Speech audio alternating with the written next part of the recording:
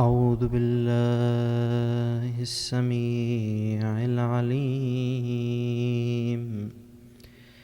من شر نفسي وسيئات عملي وشياطين الجن والإنس. بسم الله الرحمن الرحيم. الحمد لله رب العالمين، والصلاة والسلام على رسول الله الأمين حبيب إله العالمين أبي القاسم المصطفى محمد. اللهم صل على محمد وعلى آل بيته الطيبين الطاهرين المعصومين المظلومين. صلى الله عليك يا أبا عبد الله، صلى الله عليك يا أبا عبد الله، صلى الله عليك يا أبا عبد الله. Stranger in the land of Karbala, Hussein. Martyred in the land of Karbala, Hussein. Oppressed in the land of Karbala, Hussein. I seek refuge with God, Allah, the one and only who can provide true protection. I seek His protection, His shelter, His refuge from every evil. Evils that arise from people misusing this gift of freedom, and evils that we may describe in relative terms, like things that are in and of themselves, God created them good, but when they're put in a certain position relative to me, they may hurt me or I may suffer as a consequence, so I say that's evil. Really, that's just a relative form of evil. In reality, those things are good in themselves. Like, what's wrong with the hurricane in and of itself? What's wrong with the venom of a snake in and of itself? What's wrong with a knife in and of itself, or a gun in and of itself? In and of itself, as a creation, as a being, it has its own beauty, it has its own dimensions and features, it has its own uses. It's only when I put it relative to some particular harm that it brings about within me. The famous example of a snake's venom as something that protects the snake, and it's something useful for the snake, but it will harm a human being. So we say it's relatively evil to us, but as a creation of God, it's good. The action of God in that case is a good act. It's simply, we use the term evil sometimes in that relative sense to describe how this material world has competing causes and effects. Things that are basically constantly in the sense of muzahama. Things are crowding each other because of the limitations in this world. This world which was meant to be a place where things crowd upon one another, bringing out the potentials that lie within, testing us and trying us, letting us show our true colors in the midst of all of these changing variables and things competing against one another. But there is a form of evil which is really, truly evil. And that's the evil of bad choice making. That's a real evil. And it's something that, even though it's real, it is still not God's responsibility, and it's not attributed to God. How does that work? How does it work that I'm saying it's a real It's a real evil that exists, but at the same time, I'm not saying that it's God who's responsible for it. Well, the answer, in some ways you could say it's simple, in some ways it requires a bit of kind of reflection and contemplation. God gave us a gift, a secret that lies in each and every one of us. If you were to dig deep within yourself and contemplate and reflect, or actually stop thinking for a moment and simply just sense and feel your own freedom, your own control over what you choose to do. That control that makes you later feel responsible for what you have done, whether it's a good thing or a bad thing. It's something that you experience directly, similar to the sensation of hunger. I mentioned this yesterday morning after the Nahj al-Balagha session, and I thought it was important to bring it up because it's a reminder for whenever we begin seeking refuge with God from every evil, what are the types of evils that actually really exist?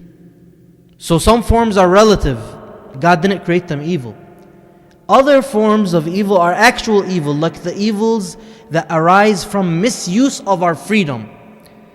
The misuse of our freedom, this gift that God has planted within us, this mechanism of being able to make our choices, He is powering up our ability to make the choice, but it's our choice. Otherwise, it would be meaningless to say we have freedom at all. And how do I know that I have this freedom? I don't have to go through any complicated series of premises to come to a complicated philosophical conclusion. It's very simple. Similar to how you feel your own fear, you feel your own happiness sometimes, you feel your own apprehension, anxiety, you feel your own hunger, you feel these sensations that do not require thinking. You merely feel them and experience their presence directly, just as you know your own existence directly. If someone were to stand here and try to prove to you philosophically you do not exist, do you even give them an ear to kind of consider and entertain their argument? If someone were to try to tell you a very complicated theory that scientists have claimed to discover that proves that indeed when you feel you're hungry, you're not actually hungry, you just feel you're hungry, would that make any sense? Similarly, the reason why it doesn't make sense is because there are things that can be falsifiable when they are describing something that you're not directly experiencing. Like a proposition about something that it's not directly obvious, it's not directly experienced. So you can imagine somebody coming up with a theory or complicated explanation that shows you, no, maybe what you presupposed was wrong and there was a different way to read things. And you can imagine that with certain types of things. But when it comes to things you directly experience, you directly witness, like your own existence, like your own hunger, your own fear, your own anxiety, your own happiness, these sensations, these feelings that you directly experience, no one can take that away from you, that you know it's there and it exists. And in that category lies your own freedom. When I experience that I have an option right now, I can either raise this hand or this hand. I can choose not to raise this hand. I can choose to raise this hand. I'm at a fork in the road.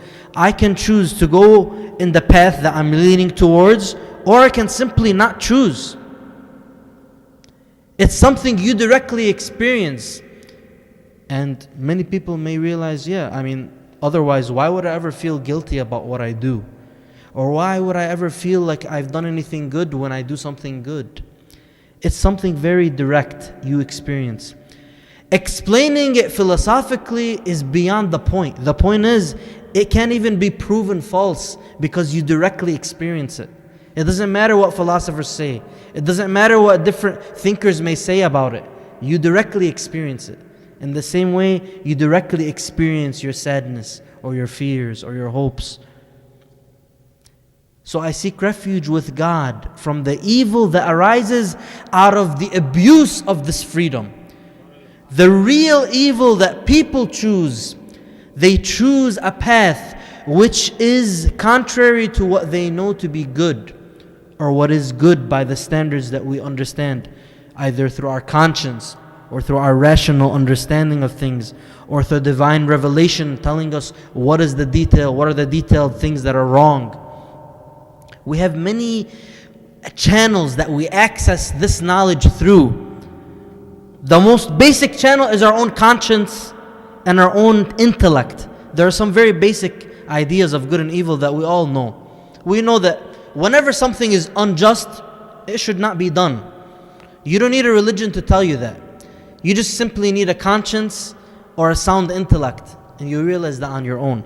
But sometimes identifying in the midst of all of these complicated variables in this equation that's a huge matrix, there's so many things involved. Sometimes we don't know exactly the details of what is the justice in this particular situation.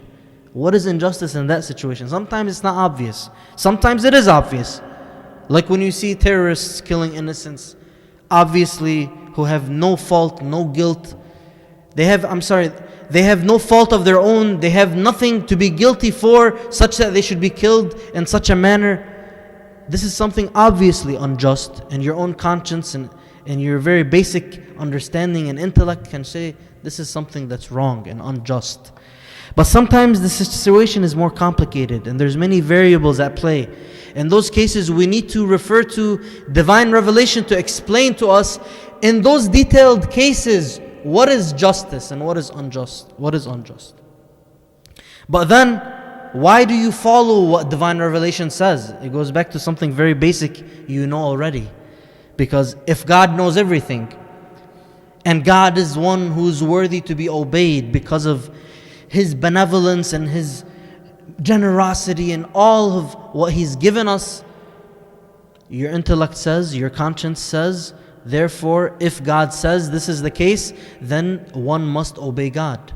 It's a very basic kind of sense of moral imperative that you have, either through your conscience or through your intellect. Very basic.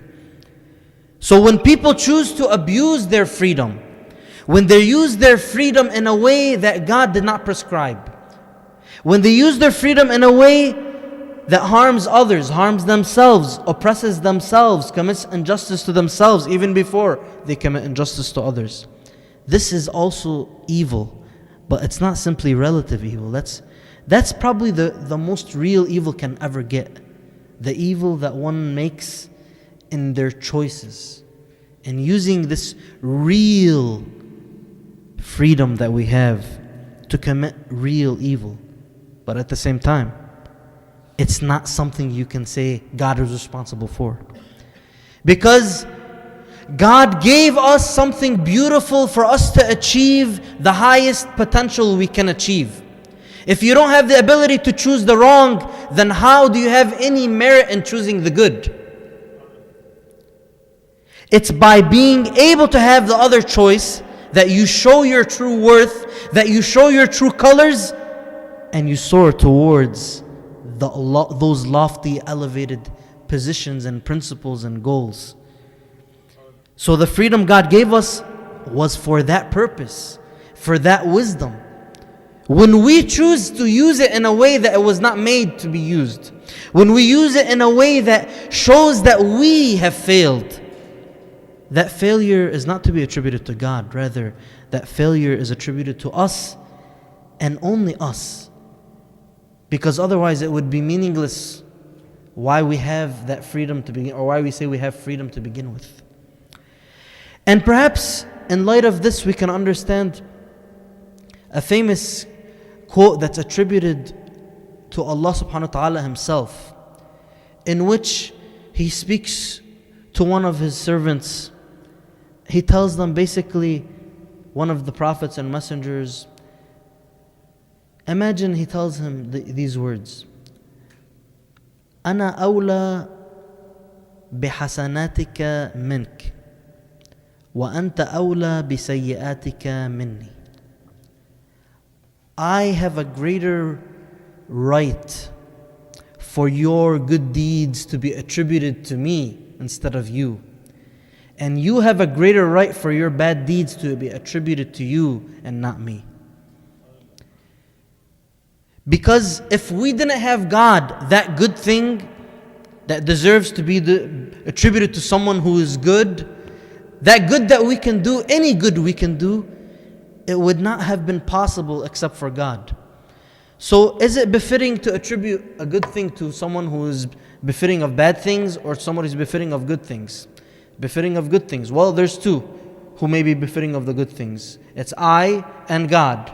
But God is the one who gave me that opportunity and potential to be doing the good thing to begin with. So who has the greater right of being attributed to that good? It's God Almighty. But as for the bad is attributed to the one who's worthy of the bad.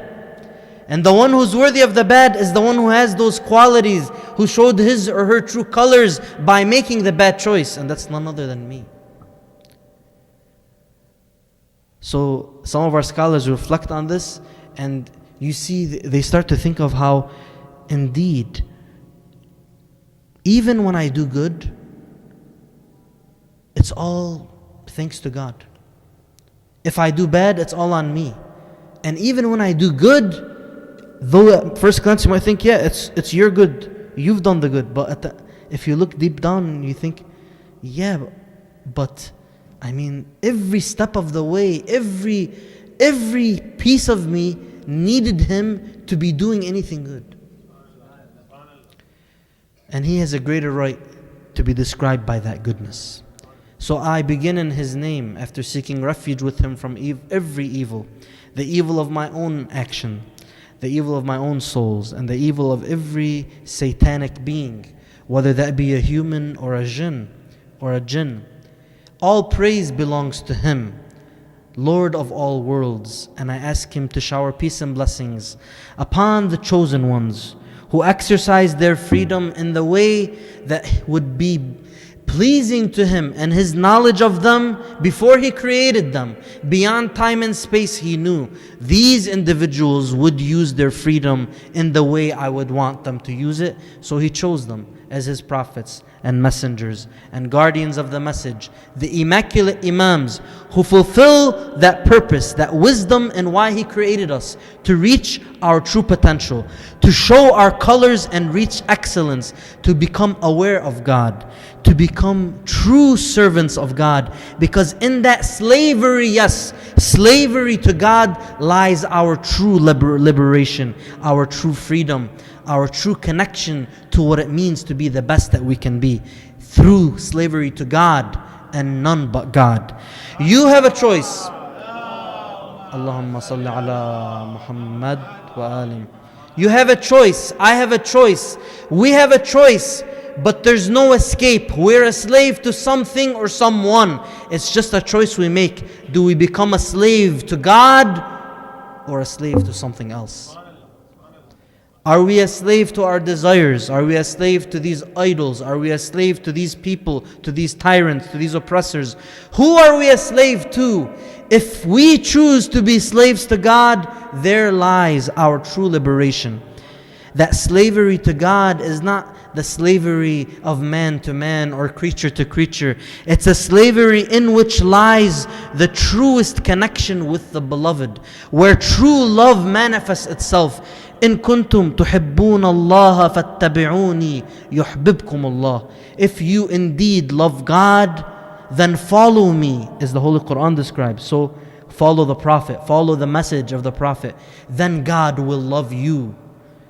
God will love you. So this obedience and observance of that code, that prescription to God's message at the hands of the Prophet, following the orders of the Prophet, the prescription of the spiritual doctor, will lead to the truest love that you can imagine.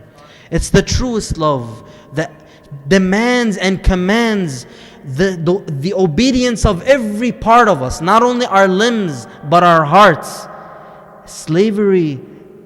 Slavery of heart, that is the truest form of love when it's related to God. But how much do we realize of that? How much do we experience of that? It depends on where we are in our journey and how much we've dedicated. How much do we understand the picture, and then how much do we try to connect with it, and how much do we make sure, but even if it's just a few, slowly but surely, slow but sure steps in that direction, then we may find ourselves one day, if we're making little progress, even if it's just a little progress, we will find that when I judge myself after the next week, that I'm somewhere better than where I was last week. Next month better than the last. Next year better than the last. And may God never let us leave this world until He is pleased with us. Imam Zain al-Abidin, peace be upon him. Allahumma salli ala Muhammad wa ali Muhammad. Focused in his message, in his journey, in his jihad, in his struggle, on many factors, some which are perhaps less analyzed or less considered than others. Yesterday I talked a little bit about that. How the political struggle of Imam al-Sajjad may sometimes be overlooked or not properly appreciated. And of course, I don't claim to do him justice, but at the very least we try to bring to light some aspects of Imam al-Sajjad's life and his different positions that highlight that he was indeed performing the role of imamat in many different ways that people may not always recognize or realize. Even on the day of Ashura.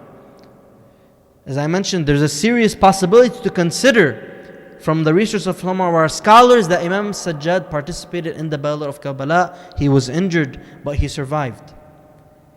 And then on the journey towards Sham. From that, I wanted to take one more position from that journey, and then when he returns to Medina, how he continued that journey and his struggle on multiple levels. How did he deal with the situation?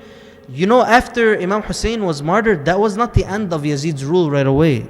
He didn't survive many years after that. However, there was still a lot of turmoil, and there were revolts and rebellions against Yazid.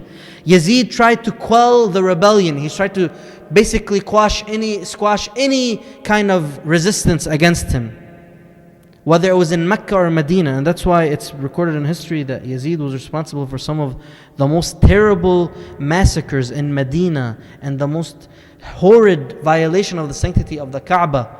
Of course, the greatest of all of his crimes is the killing of Imam Hussein and his companions, peace be upon them. But in the eyes of people who didn't recognize the value of Imam Hussein, what Yazid did after Imam Hussein woke them up to a serious extent. It's been recorded in history that when the people of Medina expressed their resistance to Yazid, he ordered his troops to invade Medina, the holy city of the Prophet, where the Prophet is buried, where there were companions of the Prophet still alive, the children of the Muhajirin and the Ansar still alive. And he ordered his troops to basically occupy the city and for 3 days do whatever they want with the city and everybody that's in the city. They say, and I'm sorry to mention this, but just to realize the degree of terror that occurred and what type of violation of the sanctity of the believers and what type of violation and infraction in the teachings of Islam occurred at the hands of Yazid in the city of Medina. They say that after that year, when the soldiers of Yazid basically did whatever they wanted in the city, there were several hundreds of women, if not in the thousands of women that were born, that gave birth to children without knowing who the father was. Yazid also ordered his soldiers to attack the holy city of Mecca, and he famously catapulted the Kaaba itself. This was Yazid. So how did Imam Zain al-Abidin deal with the situation and the aftermath of Ashura? As I mentioned yesterday, he was in his 20s, around that, in the early 20s, more or less. People knew him as somebody that was noble, of this great family. They knew his father, his parents, his grandfather. But he himself as a personality perhaps did not have the same type of command over the hearts and minds as a more elderly figure would have. He would speak out, he would speak the words of truth so eloquently, and his speeches and sermons are recorded in history. But it's not far-fetched to say that he didn't have the command of the people of Medina or Mecca, because he himself, as I mentioned yesterday, he says that in the city of Mecca and Medina there are not perhaps about 20 men that basically love us. 20 out of all these people, or at the very least they were not willing to be public about their love. But then when it came to rebelling alongside some of those who were rebelling in Mecca, they picked up they went with the bandwagon and they chose to revolt against Yazid. Why? Why was that? Was it because of their love for Imam Hussein? Why didn't they rebel earlier?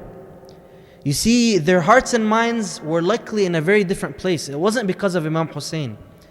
Why did they wake up to Yazid's corruption at such a late stage? For it's been recorded in history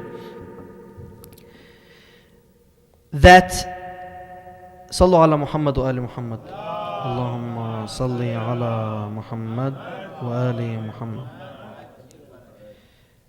In one position, on the way back to Medina, Imam Sajjad said the following while he was still captive. He said, أيها الناس, O people, إن كل صمت ليس فيه فكر فهو عي وكل كلام ليس فيه ذكر فهو هباء ألا وإن الله تعالى أكرم أقواما بآبائهم فحفظ الأبناء بالآباء. He's talking to them about how speech has its pitfalls. If you're silent without the right reason, then that's something that's wrong. At the same time, if you speak without something that's meaningful, without safeguarding from the pitfalls of the tongue, then also that is wrong. So silence and speech have their measure for when it's right in the right place or not. He continues the gist of what he's saying. God Almighty honored certain people because of their fathers, because of their ancestors. And therefore He safeguarded the children due to their fathers, due to their ancestors. He protected the legacy of the fathers through commanding that people be honored. These descendants of the fathers be honored. For mentioned in the Holy Quran is the following verse, if you remember from Friday night, in the story of Al-Abd Salih that I refer to as Al-Khidr with Prophet Musa. If you remember in that story, why did Al-Khidr, this servant of God who had special mercy and knowledge, why did he build up the wall that was about to collapse? In that story, it says from the Holy Quran, وَكَانَ أَبُوهُمَا صَالِحًا. Their father was a good man, was a righteous man. And that was one of the reasons why God wanted to safeguard this treasure that's beneath that wall for those children, because their father was a righteous man. Because of their father's righteousness, God wanted to preserve this treasure for them. So He ordered Al-Khidr, the servant of His, to build up, erect that wall once more, to protect the treasure for safekeeping. So there was in the Quran an indication of some type of preservation and honor, and it's preservation of the children due to the honor of the father. God is honoring the father by helping His children and blessing His children, preserving some blessing for His children. So Imam Zayn al-Abidin continues in this sermon, وَنَحْنُ وَاللَّهِ عِتْرَةُ رَسُولِ اللَّهِ صلى الله عليه وآله وسلم. اللهم صل على محمد وآل محمد. فأكرمونا لأجل رسول الله لأن جدي رسول الله صلى الله عليه وآله وسلم كان يقول في منبره احفظوني في عترتي وأهل بيتي فمن حفظني حفظه الله ومن آذاني فعليه لعنة الله فلعنة الله على من آذاني فيهم حتى قالها 3 مرات. So he tells people, and we are this special group, the family of the Messenger of God. So honor us because of honoring the Messenger, because of honoring the Messenger of God. For indeed my grandfather, the Messenger of God, used to say on the pulpit, preserve me, protect me, or safeguard me in my family, in my children, through my household. For whoever does so, God will protect that person. God will preserve that person. And whoever hurts me, then upon him is the la'na of God. That in the sense of they are expelled from God's mercy. For indeed, whoever hurts me through my household, hurts my household, thereby hurting me, is expelled from God's mercy. The la'na is upon them. He said this 3 times, they say. And then the Imam continues, وَنَحْنُ وَاللَّهِ أَهْلُ بَيْتٍ أَذْهَبَ اللَّهُ عَنَّا الرِّجْسَ وَالْفَوَاحِشَ مَا ظَهَرَ مِنْهَا وَمَا بَطَنَ. As if he's saying, let alone that we, besides just being his descendants, we are not only that, we are also a household that, as you know in the Holy Quran, it's mentioned that all impurity, all filth has been kept away from us, and God has purified us from all types of filth, the apparent and the hidden. But was this why the people of Medina and the people of Mecca revolted? Was it because they were honoring the Prophet's family? Because it's been mentioned in history that قال ابن أبي قرة in his book المزار بسنده عن أبي جعفر الباقر محمد بن علي بن الحسين عليه السلام, he says كان أبي علي بن الحسين عليه السلام قد اتخذ منزله من بعد مقتل أبيه الحسين بيتا من شعر وأقام بالبادية فلبث بها عدة سنين كراهية لمخالطة الناس وملاقاتهم, وكان يصير من البادية بمقامه إلى العراق زائرا لأبيه وجده عليهما السلام ولا يشعر بذلك من فعله.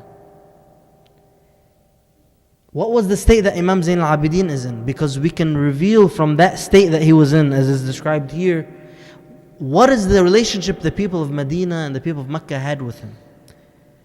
Imam Zain al-Abidin, they say, in the aftermath of Karbala, he took for himself a place where he would reside outside of Medina, in the open desert. A very kind of a home made of very feeble material, something that was very modest, very humble, away from the people. People understood this as he wanted to isolate himself from the people. He wanted to be away from them. Why would somebody want to be far away from them? Why? Well, there were multiple reasons, especially in the analysis that Sayyid Muhammad Rida al-Jalali, Samahat Sayyid, gives in his book I mentioned yesterday, Jihad al-Imam al-Sajjad. In this book, he mentions this particular occurrence as having political significance. It wasn't a matter of personal isolation for no reason. There were multiple benefits that lied in this type of behavior. Firstly, it's a reflection of how the Imam didn't have that much of a connection with the people, with that many people, the vast majority of the people of Medina publicly. And this could have had multiple kind of levels of significance.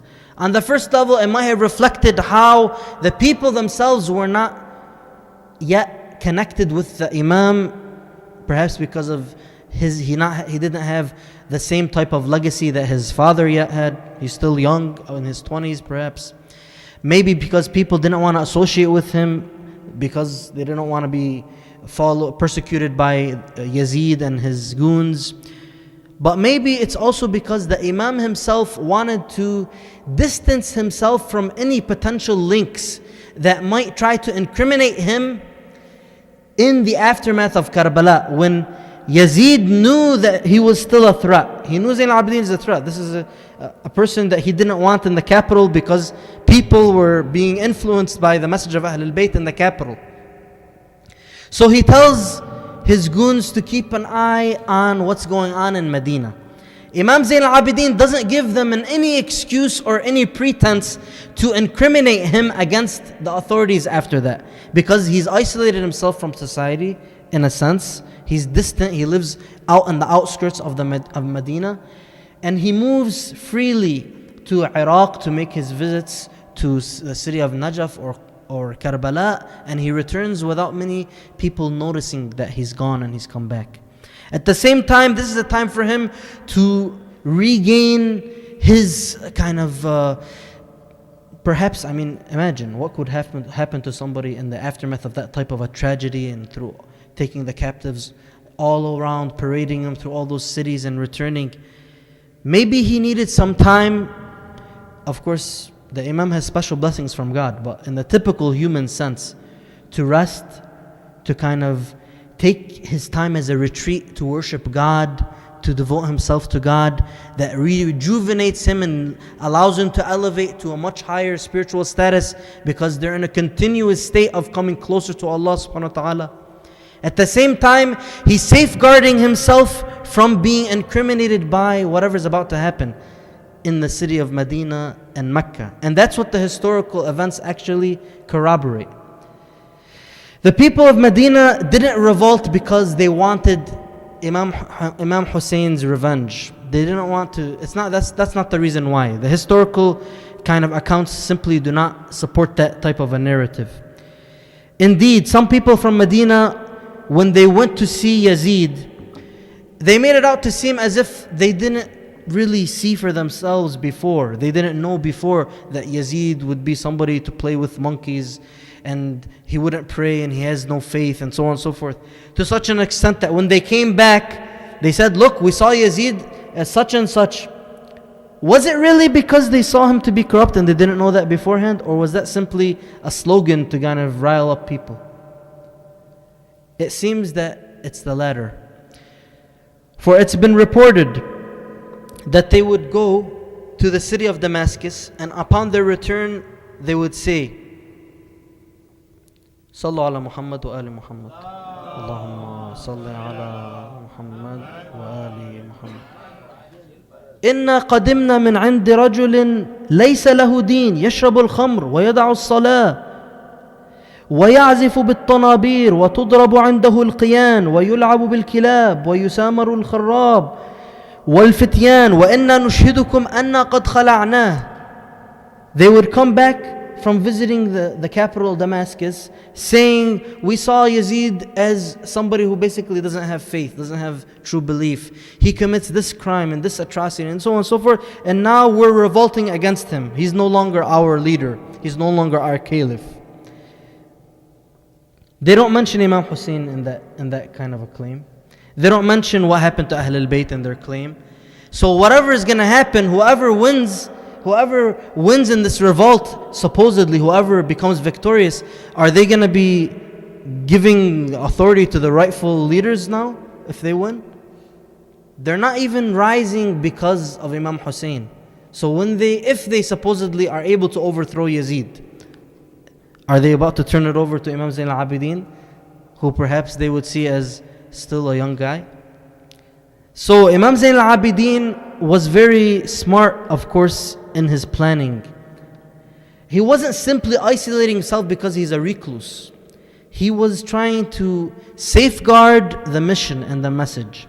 If you know that you have minimal numbers that are devout to the cause, there are multiple levels of the problem. There's a problem on the ideological level. Where is their belief? Where is their creed? Where is their worldview? What we focus on in these Ashura commemorations every year in our education, where is that? It's playing on, one of the key levels it's playing on is our ideology, our worldview, our understanding of things. On another level, it's playing on our emotional attachment and our connection to this message. The intensity of our love for this type of a message.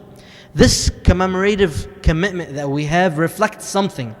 Imam Zayn al-Abidin is dealing with a group of people, the majority of which do not have the ideological connection or that spiritual, emotional connection. And if they do have it, it's not strong enough to be reflected in their actions. So where does he have to work? If he participates with the city of Medina in any way where he can be incriminated, he's giving himself on a golden platter to be executed by Yazid. But of course, the fact that he didn't do it, as well as the analysis of all of the surrounding events, show us that Imam Hussein's sacrifice was enough to be a wake-up call. He didn't need to sacrifice in the same way that Imam Hussein did.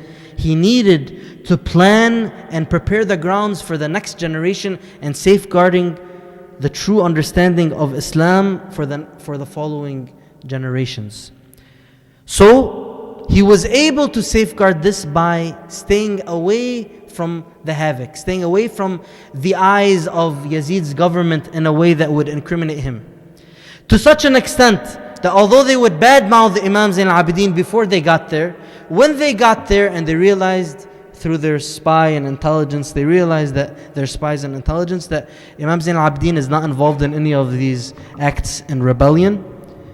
And so they would describe Imam Zain al-Abidin not because they really like him, because they would badmouth him behind his back, or even perhaps very close to in front of him, as I'm going to mention in one of the exchanges of this commander who his name was Muslim, but he became known as Musrif because of how much of Musrif, Israf in Arabic is like to exceed the bounds, to go beyond, to be extreme in the way you transgress.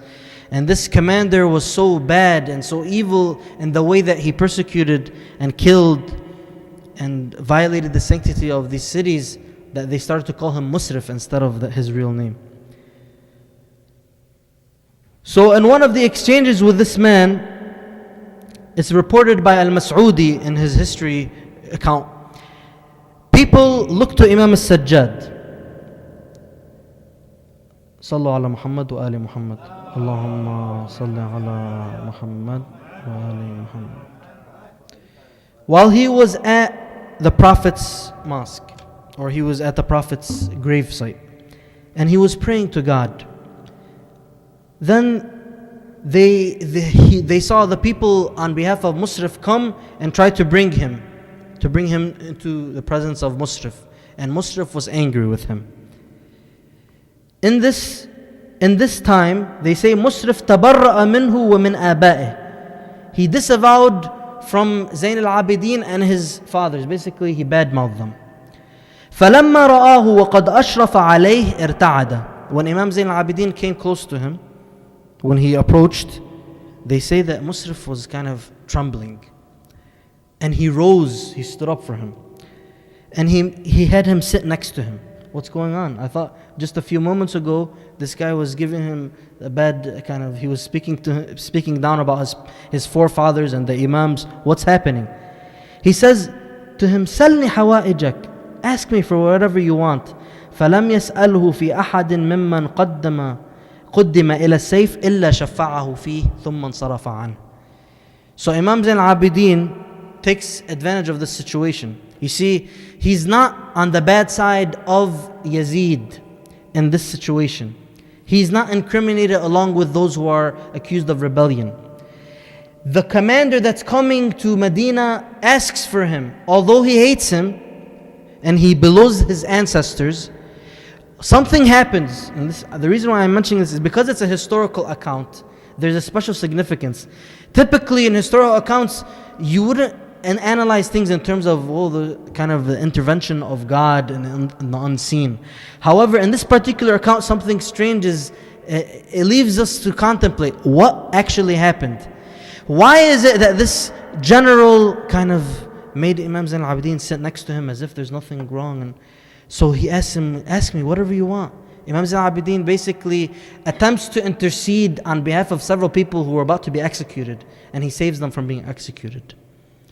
Imam Zain al-Abidin is able to perform this role because he's not on the bad side, in the sense that he's not incriminated along with those who are rebelling. If not, would he have been able to do so in the same way? So, somebody asked him, رَأَيْنَاكَ تَحَرَّكَ شَفَتَيْكَ فَمَا الَّذِي قُلْتَ. We saw that you were moving your lips. What were you saying? Oh, Zain al-Abidin. They're speaking to Imam Zain al-Abidin. Then Imam Zain al-Abidin tells them, I was saying, Allahumma Rabb as-samawat as-sab'i wa ma adlalna wal aradina wa ma aqlalna Rabb al-arsh al-azim Rabb Muhammadin wa alihi al-tahirin a'udhu bika min sharrih wa adra'u bika fi nahrih as'aluka an tu'tiyani khayrah wa takfiyani sharrah. He made a special prayer that was accessing a variable in this matrix of this world that is calling upon the intervention of God Almighty, the unseen. There's a variable that Imam Zain al-Abidin was tapping into, which would be able to flip this guy's heart upside down. No one can turn the hearts except for the one who Imam Zain al-Abidin called out to in his prayer when he said, O Lord of the seven heavens, the seven skies, and what they cover, what they canopy. and the earths, the levels of the earth and what's upon them.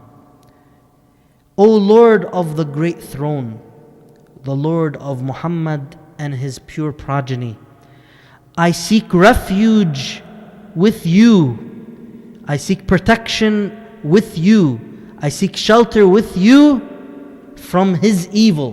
What type of evil? As we began with, the evil of his misuse of his freedom, the evil of that person, this general. وَأَدْرَأُ بِكَ فِي نَحْرِهِ. He prays that God will basically do justice and keep this person's evil away. He asks God Almighty to give me the good that can come from him and to take care of any evil that can come from him.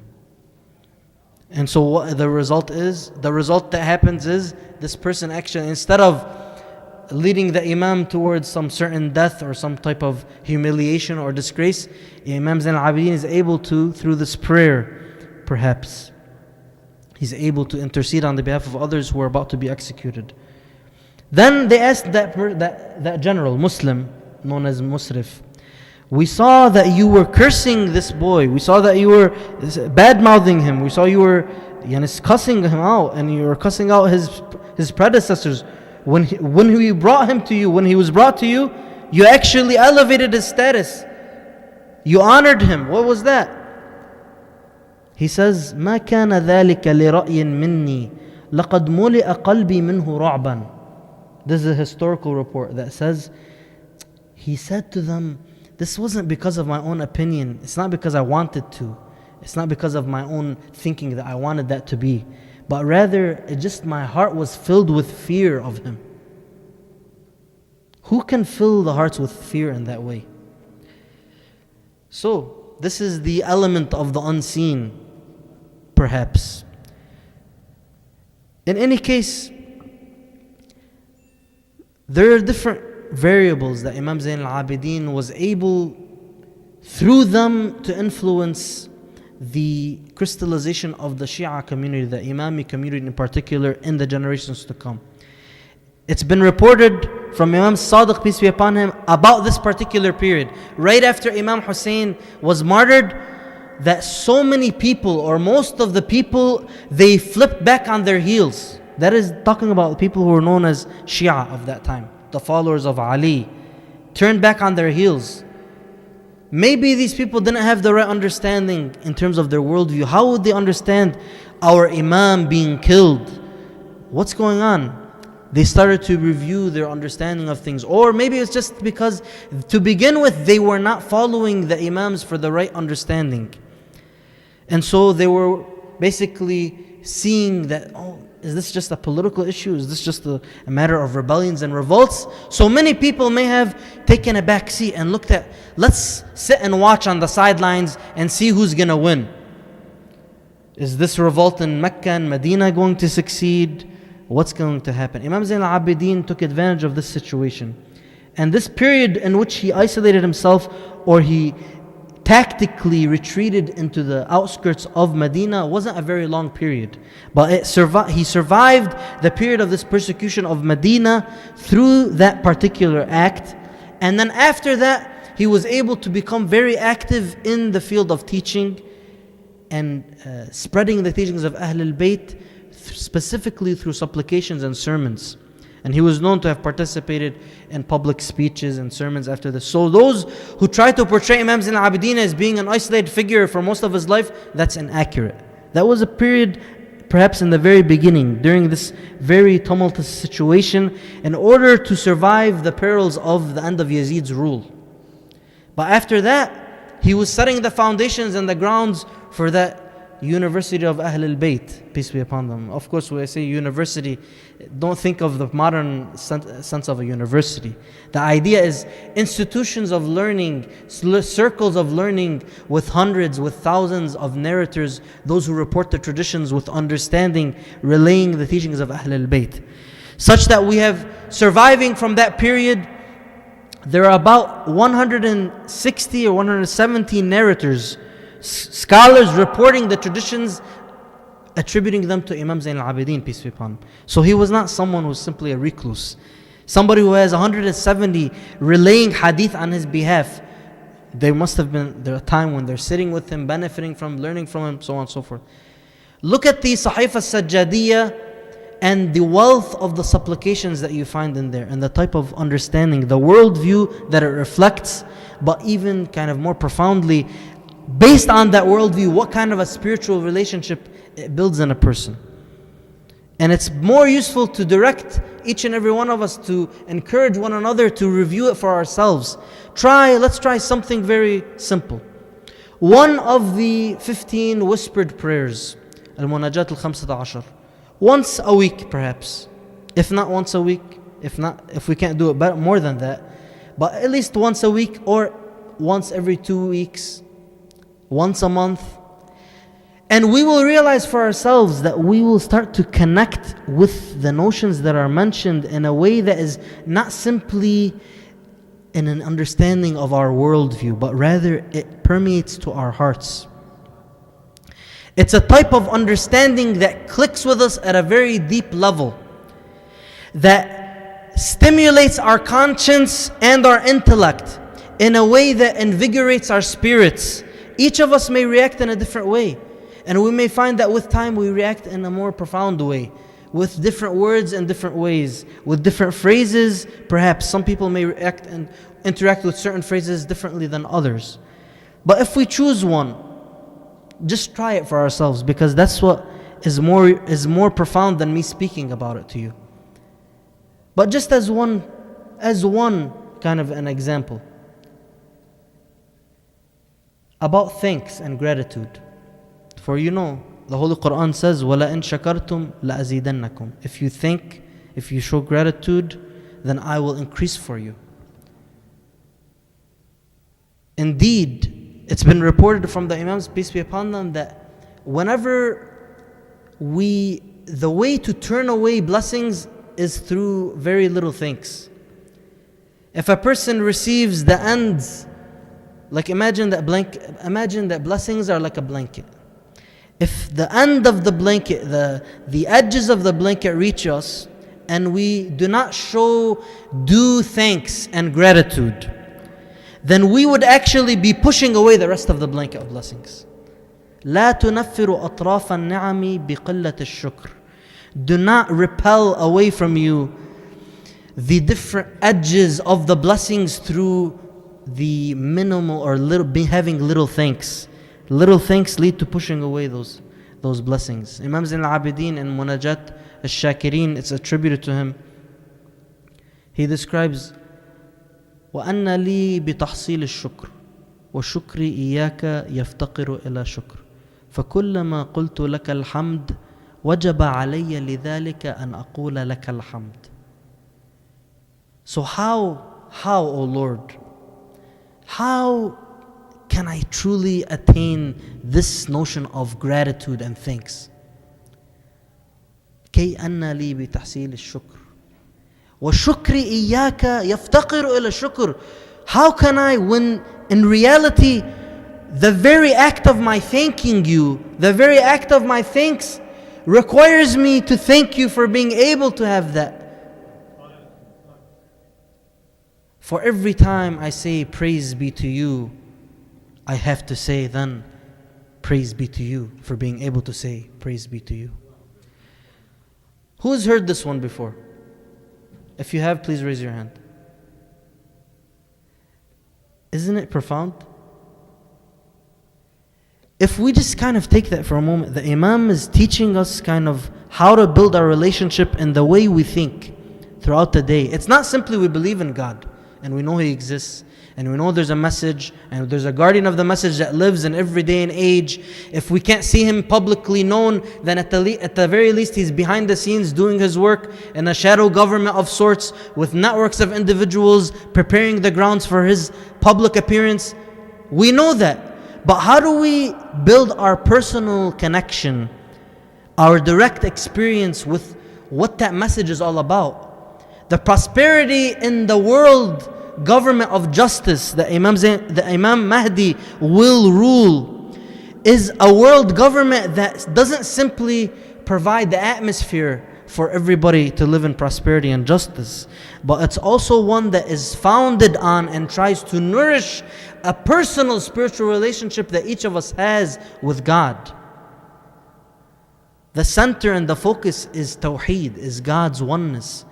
وَمَا خَلَقْتُ الْجِنَّ وَالْإِنسَ إِلَّا لِيَعْبُدُونَ. I did not create, as the Holy Quran mentions, I did not create the humans and the jinn except that they should worship me, that they should be aware and conscious of their relationship with me, that they realize their true slavery to me is what liberates them and gives them the level of consciousness and awareness where they reach their purpose and they fulfill the highest potential that they can as beings.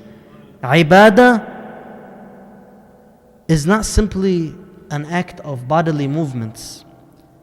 It's a deep awareness and a presence that we experience.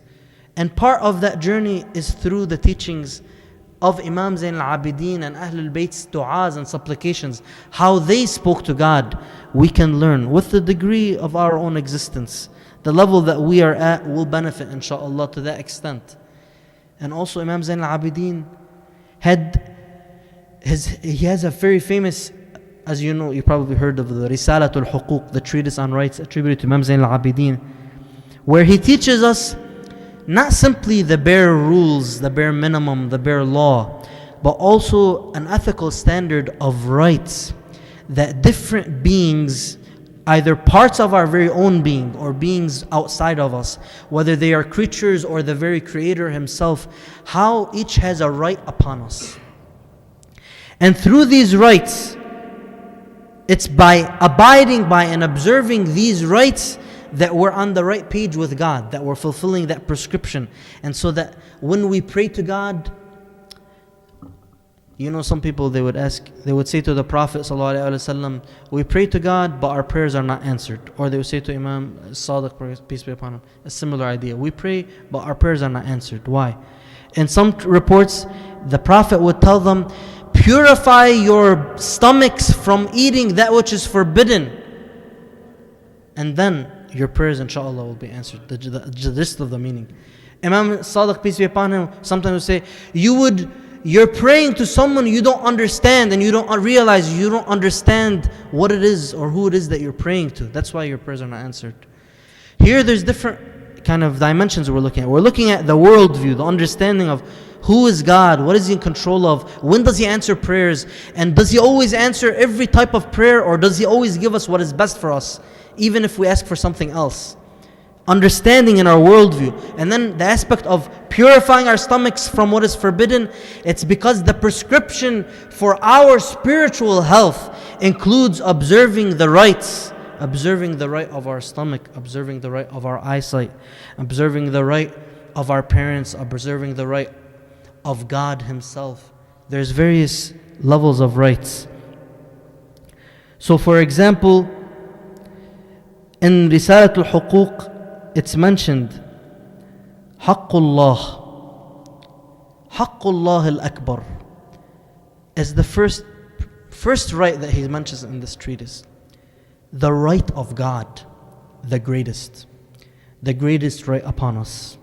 فَأَن تَعْبُدَهُ لَا تُشْرِكَ بِهِ شَيْئًا فَإِذَا فَعَلْتَ ذَلِكَ بِإِخْلَاصٍ جَعَلَ لَكَ عَلَى نَفْسِهِ أن يكفيك أمر الدنيا والآخرة ويحفظ لك ما تحب منها. The right of God upon you is that you worship Him, that you serve Him, not ascribing any partner to Him. In other words, paraphrasing kind of in the context of this presentation, being a slave only to God and not a slave to anyone else. Because we have a choice with our freedom. We're going to be a slave somehow. Because when we make a choice, we're a slave to what motivated that choice. Either the choice is to be a slave to God and therefore liberates us from every evil and liberates us to reach our true potential and the best that we can be, or we choose to be a slave to someone else. The Imam continues, فَإِذَا فَعَلْتَ ذَلِكَ بِإِخْلَاصٍ. If you do so sincerely, then God will take it upon himself for you. جعل لك على نفسه أن يكفيك أمر الدنيا والآخرة. God will take it upon himself to do something for you. What is that something? That something is He will take care of everything that you need for this world and the hereafter. And He will preserve for you and protect for you that which you love in them. But at the same time, although this is the prescription and this is the message, even if we find that we're struggling, as I always remind myself and hopefully we remind each other, even when we fall, even if we slip, what makes us resilient is to pick ourselves back up again and to move forward and try again, never give up. Nothing can harm us more than despair.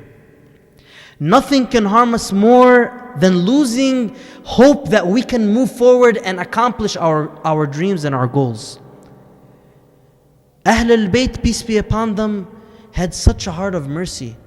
Imam Hussein on the day of Ashura has such a heart of mercy that they say, and I mean it's not far-fetched, the principle of it, that they say that he would be more emotionally moved, that his eyes would tear up. Why? Because these people will be going to hell because of what they will do to me. It's not that he felt bad for people because they're enemies of God, because enemies of God deserve to be punished, because that's what wakes people up, that's what becomes a deterrent from committing crimes, and that's what is befitting of their evil. But he's crying perhaps because he wishes they wouldn't abuse themselves in that way. He wishes they wouldn't abuse their freedom in that way. God only wants the best for us. He creates us out of His generosity. كَتَبَ عَلَى نَفْسِهِ الرَّحْمَةِ. He has written upon Himself mercy. He's written upon Himself. He made it His quality to be merciful. He has written upon Himself to express mercy to others. We just need to simply turn on our reception to receive the broadcast. It's our choice. We use our freedom to press the button to turn on that reception or to turn it off.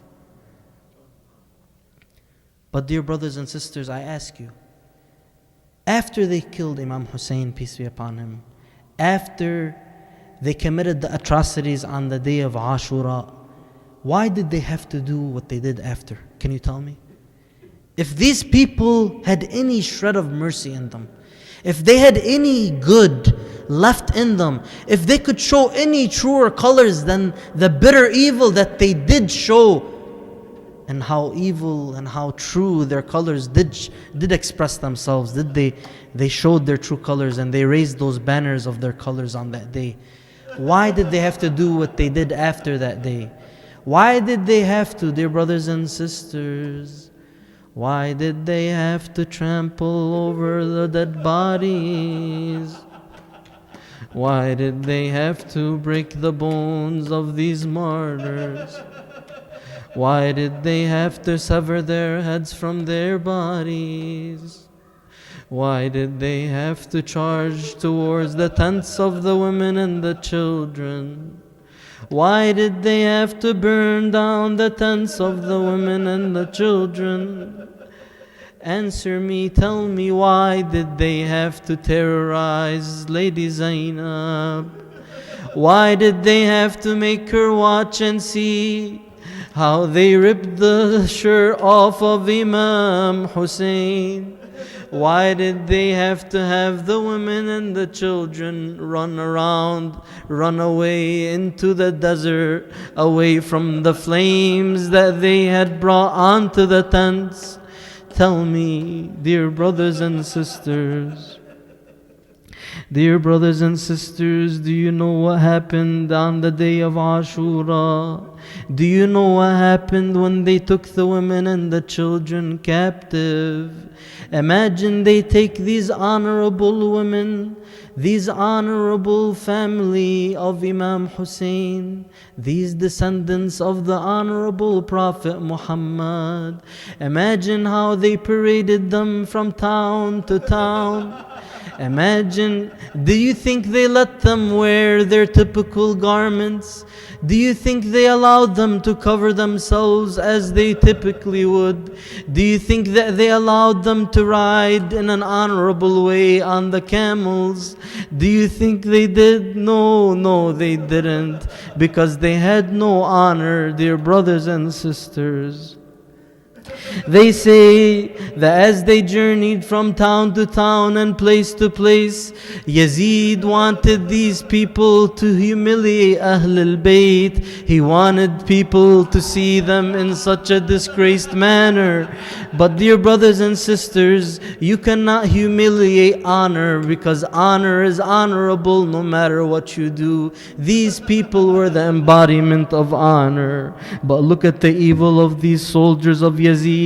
They say when they reached the gateways of the city of Damascus, the capital of Yazid, they had the heads of Ahl al-Bayt, they had the heads of these companions all lifted on the spears when they reached this Bilad al-Sham. When they reached this area, the people came out to watch. They came to look at these women and these children. They came to look at these heads that are lifted on the spears. They say Kulthum was there. She started to feel like she wanted to try to stop this from happening, because this was too much. All these people are sitting there staring at them. She says to Shimr, come here. And then he says to her, what do you want, O daughter of Ali? And then she tells him, I ask that you take us on a place, take us on a different road, take us on a road where there's very few people watching, because these people are holding the spears in the middle of the women. Take them away from the women and children, so that people don't look at the women while they're looking at the heads on the spears. Because we feel so ashamed by how many people are looking at us.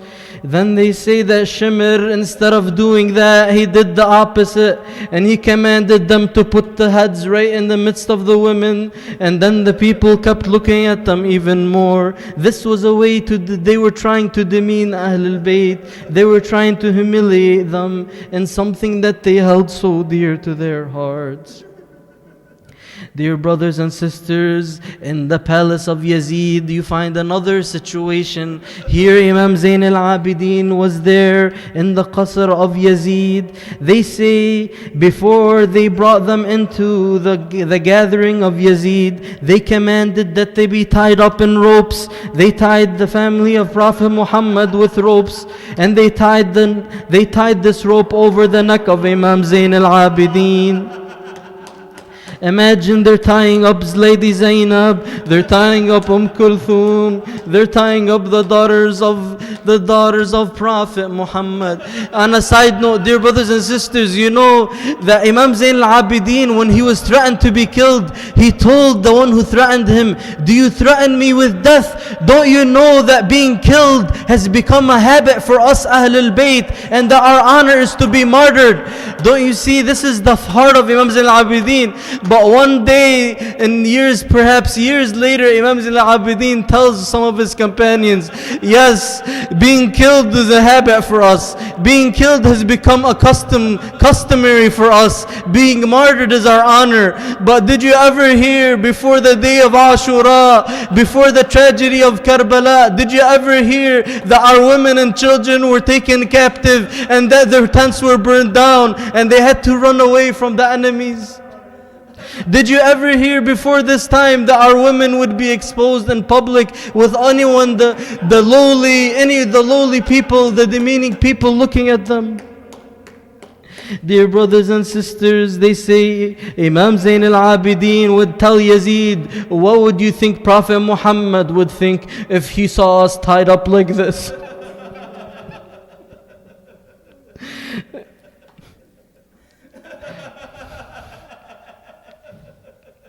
They say Lady Fatima, the daughter of Imam Hussein, called out to Yazid, أيليق بك يا يزيد أن تؤسر بنات رسول الله? Is it befitting for you, O Yazid, for the women of Prophet Muhammad to be taken captive? Then the people started to cry when they heard that. The women started to cry in this gathering of Yazid when they're looking at what happened.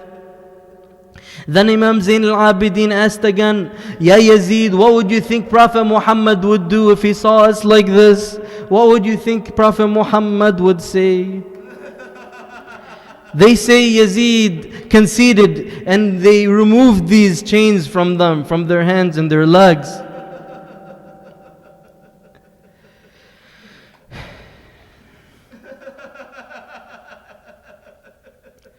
But then, dear brothers and sisters, what do you think Yazid did now? They bring in the head of Imam Hussein.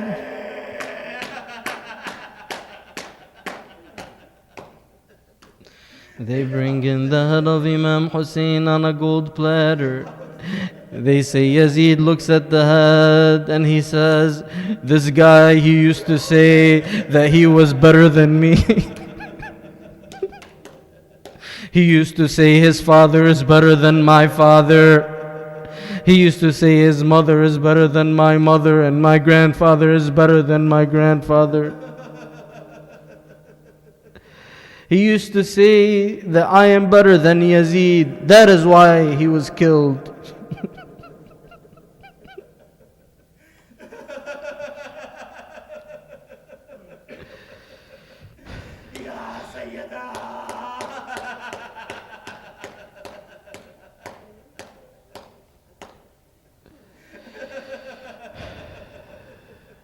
Dear brothers and sisters, Yazid tried to continue comparing. He tried to say about what his real relation, who was really better, who was better, his grandfather, whose mother, whose father. He started to continue to talk. Eventually Imam Zain al-Abidin, peace be upon him, said the following. He said, Ya ibn Muawiyah wa Hindin wa Sakhr lam tazal al-nubuwatu wal-imratu li-abai wa ajdadi min qabli an tulad. O you son of Muawiyah, you son of Hind, you son of Sakhr, the prophethood and the leadership was always for my ancestors, my fathers, my grandfathers, even before you were born.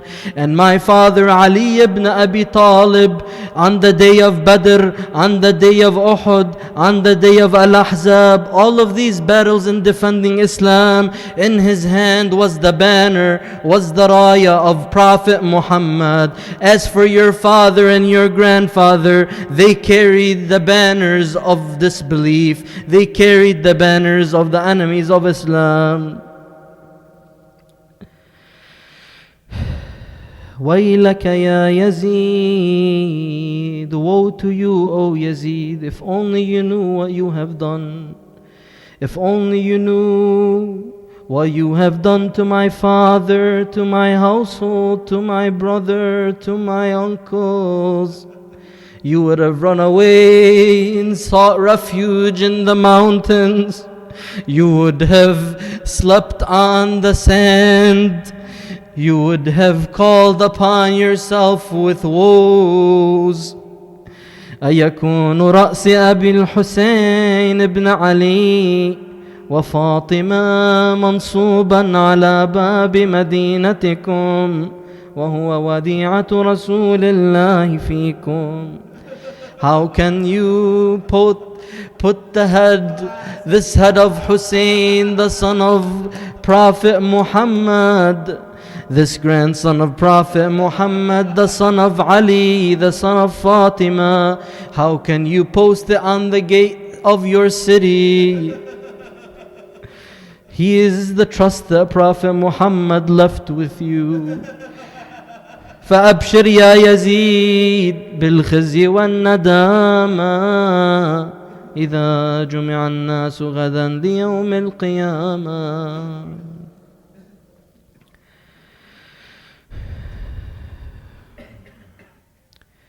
This is the man who revived a nation through prayers and supplication. In his words lie secrets connecting us to the Lord of creation. How can I thank you, O Lord, when thanking you demands another thank you? For every time I am able to say thank you, I must then say thank you. The fourth guardian of our faith expressed such deep meaning. He left treasures of insight hidden for those with feeling. He wrote a treatise of rights with wisdom so profound. The role model, the guardian, with logic so sound. This is a spiritual master nicknamed for his distinct worship, the ornament of those who worship. What a divine relationship. He is honored as the master of frequent prostration. In humility before God lies true elevation. Lies true elevation. Stranger in the land of Karbala, Hussein. Martyred in the land of Karbala, Hussein. Oppressed in the land of Karbala, Hussein. All together. Stranger in the land of Karbala, Hussein. Oppressed in the land of Karbala, Hussein. Martyred in the land of Karbala, Hussein. O Allah, we ask you to accept the little that we have offered, to perfect it and to multiply the blessings with your bounty, with your generosity, O Allah.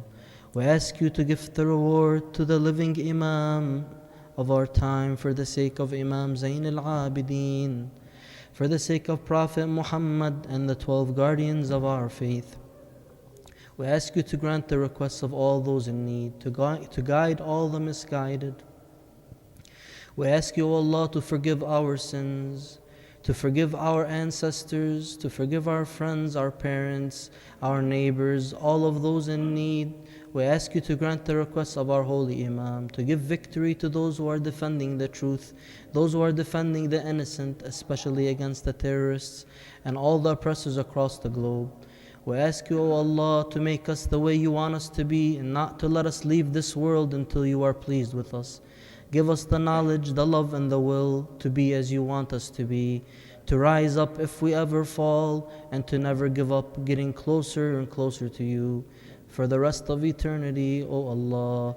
At the last of our prayers, وَسُبْحَانَ رَبِّكَ رَبِّ الْعِزَّةِ عَمَّا يَصِفُونَ وَسَلَامٌ عَلَى الْمُرْسَلِينَ والحمد لله رب العالمين وصلى الله على سيدنا ونبينا محمد وعلى آله الطيبين الطاهرين.